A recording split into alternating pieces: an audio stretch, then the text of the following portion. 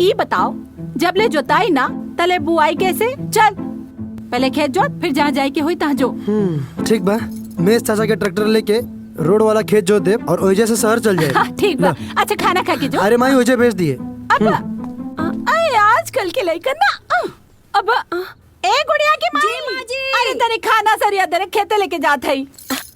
माँ जी हमार होते केहू और जाई, ई ठीक नहीं खे। बस ई बात बता दो कि खेत कहाँ बा, हम खुदे चल जाए। मार होखे वाली बहुरिया, रोड पकड़ के चल जाए, सीधा चक रोड पकड़ के जाइबू तब मैं खेते तक चपा दी है एकदम से। तू तैयारी करा, हम खाना लेके आवता।